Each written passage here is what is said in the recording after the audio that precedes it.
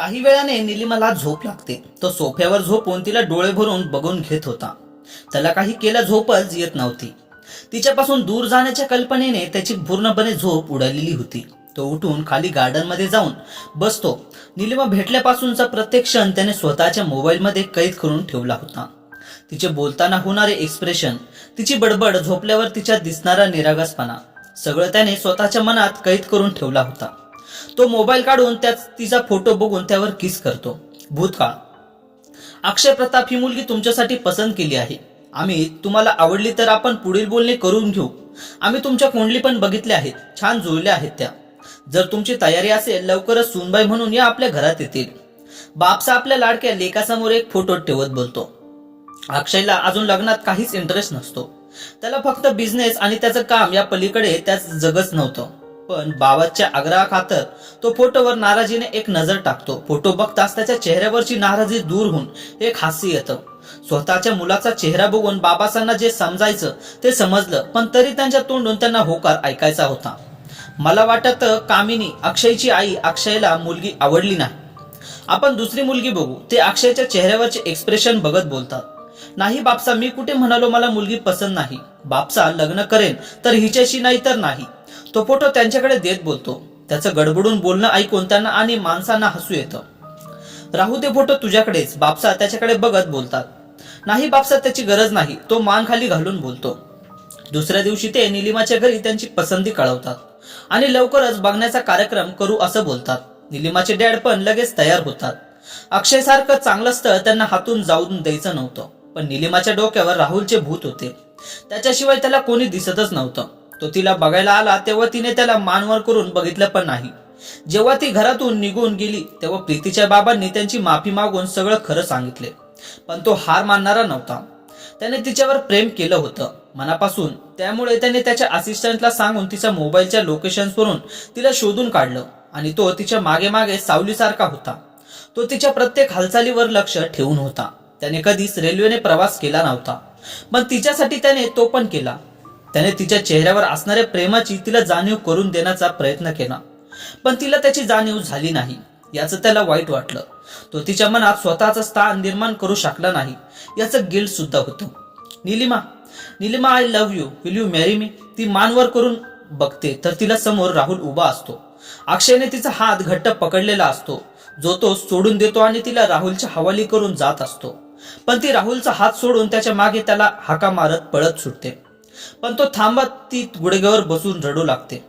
Sorry अक्षय, मी तुझं प्रेम नाही समजू शकले. ती जागी होते आणि उठून बसते. तिचा चेहरा घामाने डबडबलेला असतो. हे काय होतं? खरंच अक्षयचं माझ्यावर प्रेम आहे का, की ते फक्त स्वप्न होतं? नाही, असं असू शकत नाही. त्याला माझ्या आणि राहुलच्या नात्याबद्दल सगळं माहित आहे, मग तो असं काही करणार नाही. ती घाम पुसत बोलते. तिचे लक्ष सोफ्यावर जाते तर समोर अक्षय नसतो. ती उठून गॅलरीत येऊन बघते तर अक्षय गार्डन मध्ये एकटाच बसलेला असतो. ती त्याला एवढ्या रात्री एकट्याला खाली बसलेला बघून त्याच्याकडे यायला निघते. ती त्याच्या जवळ येऊन उभी राहते तर तिला त्याच्या हातात मोबाईल दिसतो, ज्यामध्ये तो तिचा पीक बघत असतो. तिला धक्का बसतो. ती आल्या पावली परत निघते. आता तिच्या डोळ्यासमोरच ते स्वप्न दिसत होतं. ती रूम मध्ये येऊन बेडवर पडते. तिची पण झोप पळालेली असते. दार उघडल्याचा आवाज येतो. तशी ती डोळे मिटून घेते. तो आत येतो. एक नजर तिच्याकडे बघून तो तिच्या अंगावर ब्लँकेट घालतो आणि तिच्या जवळ बसतो. मला हा बोलायचा अधिकार नाही निलिमा, पण नाही बोललो तो मी आतल्या आत घुसमटून जाईल. तू जागी असती तर हे बोलूच शकलो नसतो. I love you Nilima. तू असं समजू नकोस की मी तुला राहुल पासून दूर करत आहे.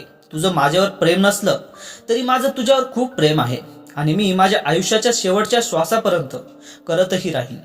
आणि ते करण्यापासून मला कोणीच अडवू शकत नाही, तू पण नाही. उद्या तुला तुझ्या मंजिलपर्यंत सोडलं की माझं काम संपलं. मी परत कधी तुझ्या आयुष्यात येणारही नाही. त्याच्या डोळ्यात येणारे पाणी तिच्या हातावर पडतं.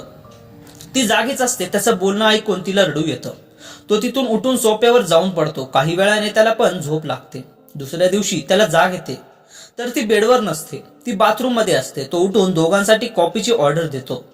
ती बाथ घेऊन बाहेर येते तर तो गॅलरीत उभा असतो. ती आलेली चाहूल लागताच तो तिच्याकडे बघण्याचे टाळून बाथ घेण्यासाठी बाथरूम मध्ये जातो. ते दोघे कॉफी घेऊन आपल्या बॅग्स घेऊन खाली येतात. सगळे आपापल्या घरी जाण्यासाठी तयार असतात. निलिमा सगळ्यांची भेट घेते. ती प्रिया जवळ येते. खूप छान वाटलं तुला भेटून, प्रिया तिला मिठी मारत बोलते. मला पण खूप छान वाटलं तुम्हा सगळ्यांना भेटून. याआधी मी एवढं एन्जॉय कधी केलं नव्हतं. ती पण तिच्या भोवतीची मिठी घट्ट करत बोलते. पण छान नाटक केलंस अक्षयची गर्लफ्रेंडचं. ती हसत बोलते. तसं ती आश्चर्य वाटतं. हो, अक्षयला आम्ही अगदी कॉलेजपासून ओळखतो. तो कधी काय करतो हे आम्हाला सगळं माहीत असतं. त्याने कधी आमच्यापासून कोणत्याही गोष्टी लपवून ठेवल्या नाही. तो असाच आहे. जी कोणी मुलगी याच्यासोबत लग्न करेल ती खूप नशीबवान असेल. ती अक्षयकडे बघून बोलत असते.